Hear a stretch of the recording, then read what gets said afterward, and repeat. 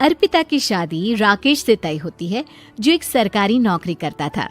अरे चाची, अर्पिता इतनी सुंदर, पढ़ी लिखी और मॉडर्न लड़की है, फिर कहाँ आप इसकी शादी ऐसे घर में कर रही हैं? अरे लड़का सरकारी नौकरी करता है, इंजीनियर है, खूब कमाता है, खूब मेहनत की है लड़के ने इस नौकरी के लिए। अर्पिता भी राकेश को पसंद नहीं करती थी, लेकिन पिता ने हाँ कर दिया तो शादी के लिए मन मारकर तैयारी कर रही थी। हाँ माँ, चाची ठीक ही तो कह रही हैं। पता है मेरी सहेलियों के पति कितने मॉडर्न हैं। अरे देख बेटा, तू मॉडर्न है ना, वो पढ़ने लिखने वाला गांव का होनहार लड़का है, तू जैसा रखेगी रहेगा। अब तक कोई उसकी केयर करने वाला नहीं था, है तो सिर्फ एक भाई भाभी, और माँ पिता तो गांव में ही रहते हैं। अर्पिता का मुंह बन जाता है। वो पिता के फोन से राकेश का नंबर लेकर उसे मिलने के लिए बुलाती है। आज तो मैं उसे साफ साफ मना कर दूंगी, मुझे नहीं करनी शादी। शक्ल देखी है ना, कपड़े पहनने का तरीका है ना बोलने का। अर्पिता राकेश से मिलने जाती है। अब क्या हो गया, आपने मुझे अर्जेंट मिलने को बुलाया, सब ठीक तो है ना? हाँ सब ठीक है, पर मैं आपसे कुछ कहना चाहती हूँ। आप ना इस शादी से मना कर दे। राकेश की आंखें अर्पिता की इस बात से लाल हो जाती है। वो रोंदे गले से कहता है, लेकिन शादी की सारी तैयारियां हो गई हैं। मैंने आपके साथ एक अच्छे भविष्य का सपना भी देख लिया है। ऐसा मत करिए प्लीज। माँ पिता के अलावा मैंने किसी को दिल से अपना माना है तो वो आप ही है। देखिए, मुझे आपसे कोई समस्या नहीं है, लेकिन आप मेरे जैसे नहीं हैं। मैं मॉडर्न लड़की और आप। मैं आपसे वादा करता हूँ, जब तक आपके लायक नहीं बन जाता मैं कभी आपसे बीवी का हक नहीं मांगूंगा। अर्पिता राकेश का प्यार देखकर पिघल जाती है और शादी के लिए हाँ कर देती है। दोनों की शादी हो जाती है, लेकिन शादी के बाद राकेश की भाभी, जो कि पूरी की पूरी देहाती थी। ए राकेश, उठ, जब पानी भर कर ला, और तेरी बीवी को बोल के चूल्हा लगा दिया है, रोटी बना ले। क्या है ये सब? और तुम्हारी भाभी इस तरह चिल्ला क्यों रही है? क्या करूं, भाभी ही खाना बनाती है और मुझे पढ़ने के लिए इस घर में रखा, तो मैं घर का सारा काम कर देता हूँ। अब तुम आ गई हो, अपने तरीके से देख लो। ये मकान तो तुम्हारे पापा ने बनवाया था ना, शहर में, ताकि बेटा पढ़ाई कर सके। हाँ, पर भाभी ही पूरे घर में रहती है। ठीक है, देखो अब। अर्पिता बाहर जाती है। सूट पहनी अर्पिता को देखकर जेठानी का पारा हाई हो जाता है। ए शहर की हीरोइन, यहाँ ना चलेगा ये सब, समझी? साड़ी पहनो, साड़ी। वो नारंगी वाली निकाले हैं तुम्हारे लिए, जिसमें हरे रंग का फूल बना है, और सीधे पहुंचो रसोई में। मेरे आगे नहीं चलेगा ये सूट बूट का नाटक, समझी?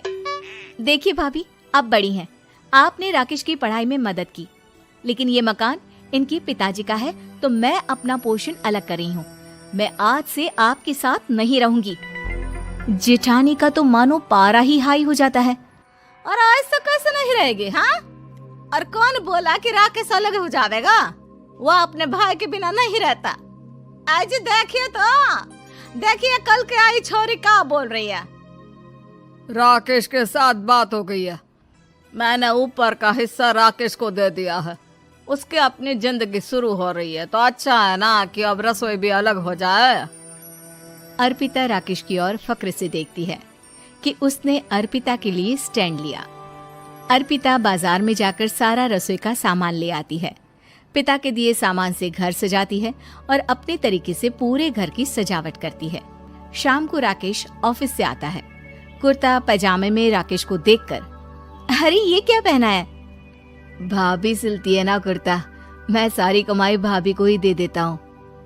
लेकिन अब ना बीवी को देना होगा, क्योंकि भैया भी अच्छी नौकरी करते हैं। भाभी अपने पति का पैसा संभाले और मैं अपने पति का पैसा संभालूंगी। तभी भाभी आ जाती है। अरे देखो, बहुत हो गया। हाँ, अलग रहने तक तो ठीक था, लेकिन पैसा हम एक फूटी कौड़ी नहीं देंगे। बचपन से तुम्हारे पति को हमने पाला है, उसका हिसाब दो। अच्छा, हिसाब चाहिए? कितना पढ़ी हैं आप जो आपको हिसाब चाहिए? बड़े भाई हैं उनकी, जिन्होंने उन्हें पढ़ाया लिखाया। वो हिसाब मांगेगी तो जरूर दे दूंगी भाभी। अरे देख, हाँ, अगर तूने पढ़ाई की है तो मैं भी अंगूठा छापना हूँ। अरे 5 की रात तक पूरी पढ़ाई की है, समझे? वैसे भी कल इन लोगों के माँ बाबूजी आ रहे हैं गांव से, वही लोग ठिकाने लगाएंगे तुझे। अगले दिन सास ससुर आते हैं, दोनों बहुत ही सीधे लोग। अच्छा किया जो ऊपर के हिस्से में राकेश की गृहस्थी लगा दी। अब दोनों बेटे अपना अपना देख ले। छोटी बहू कहाँ है? अरे बहुत ही चालाक है माँ जी, ऐसी जबान चलाती है जैसे दर्जी कैंची चलाता है। वैसे बहू तुम भी कम नहीं थी।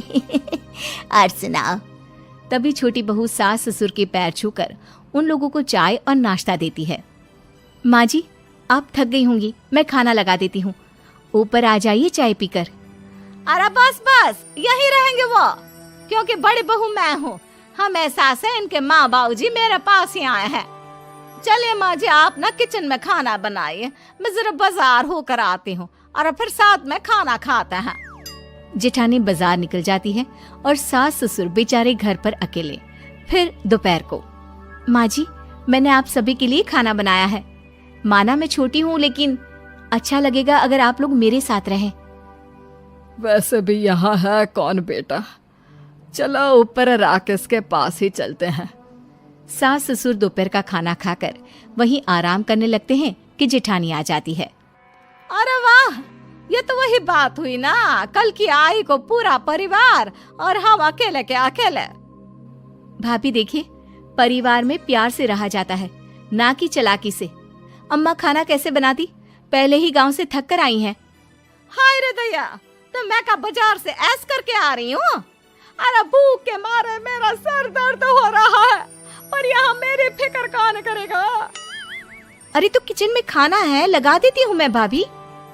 बड़ी बैठकर खाना खाती है और शाम को जब राकेश घर आता है। अरे राकेश, तू तो पूरा हीरो लग रहा है इन कपड़ों में। ऐसे कपड़े पहले क्यों नहीं पहनता था?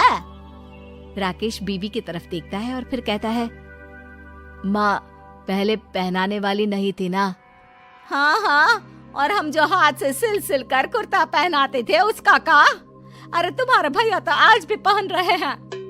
तभी अर्पिता सास के लिए कपड़े और ससुर के लिए शर्ट पैंट ला कर देती है।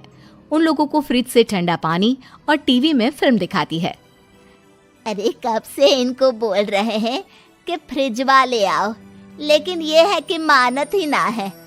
बहू, अब तो तुम ही समझाओ ससुर जी को। नहीं पापा, आप फ्रिज मत लीजिए। अरे वाह रे छोटे, खुद फ्रिज का ऐसे का मजा ले, और इनकी माँ के पास फ्रिज भी ना हो। अरे देखा पिताजी, देखा माँ जी कब बोल रही है। अरे उसकी पूरी बात तो सुन लो कि वो क्या बोल रही है। वो इसलिए क्योंकि अब माँ जी और पापा यहीं रहेंगे मेरे पास। घर को घर सिर्फ मॉडर्न या गांव की सोच नहीं, बल्कि संस्कार बनाते हैं भाभी, और संस्कार अच्छे हो तो सब सही हो जाता है।